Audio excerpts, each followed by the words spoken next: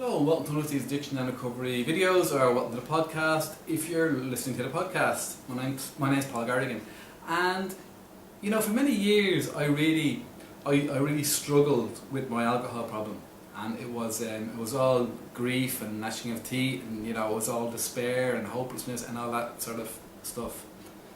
And when I eventually managed to give up that problem, it was very, very simple, very basic, very easy. It was the complete opposite of what had happened before. And I talk about this. I talk about something similar on a post on my website. This week I write. The post is called what's it called? It's called you relapse because you're an alcoholic, so stop being an alcoholic. And that is my experience. I gave up not only alcohol, but I gave up being an alcoholic, and that made it easier for me to stop. And I don't consider myself to be a recovering alcoholic. It's something that's no longer a part of my life. I don't drink, and I'll never drink again. I mean, that's the facts. And it was sort of coming to that sort of realization that worked for me, because in the end it was very, very simple. I don't drink anymore. That's it. There's no ifs, no buts. And because I tried the other way. I tried, and I just want to make it clear here. I have a great deal of respect for groups like Alcoholics Anonymous, and I think they have their place, and I think they do help people, and I think it can be a fantastic program and all of that. And I'd never knock anything that works for somebody else. But I can only talk here about me and about what works for me and what doesn't work for me. And maybe it's maybe the same would apply to other people as well, and that's why I share this stuff. But this idea of this whole complex idea about alcohol, it just it proved too much for me. I couldn't. I remember during my 20s I stopped drinking for 2 years, and I really did try. I went to an AA meeting at least once a day, like during those 2 years. I was in a rehab and all that sort of stuff.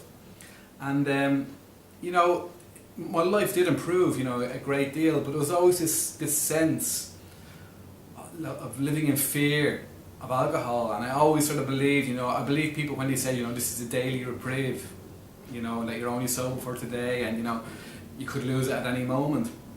And that meant that I was always sort of, I wouldn't say I was white knuckling, but I always felt like I was hanging on there, and it wasn't, I didn't have the relief of, that's my problem sorted, which I did get in the end.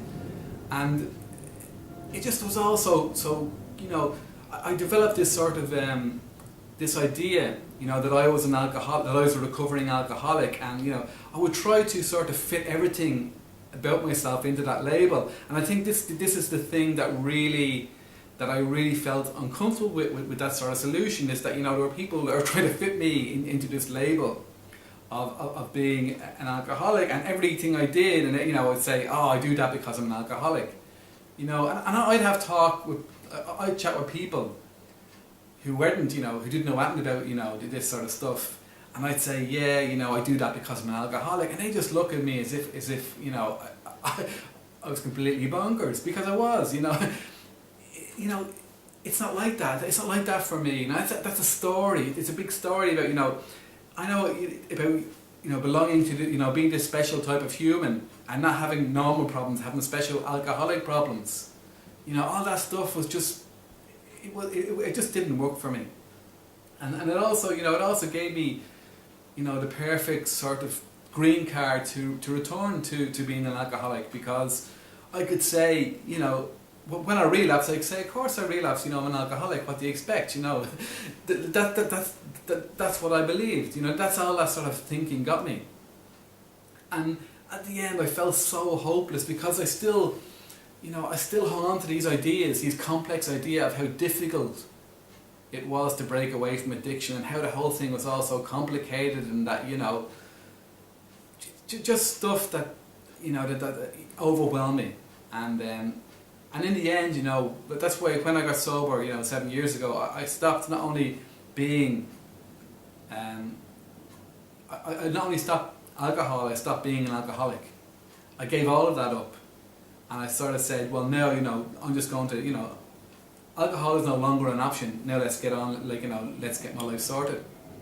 And that was so easy. It was that simple. And okay, there was, I had to, I did go into, I did get treatment. I went to a Thai temple, and I stayed there for only 10 days. I stayed there, and they helped me get sober, and they gave me some tools that got me set in early recovery, which was grand.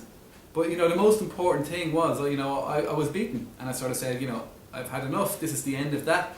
No more. That was the key thing. That sort of reaching that point of being completely defeated and giving in and understanding no more. And I knew when I left, that treatment center, that I didn't believe my problems were over.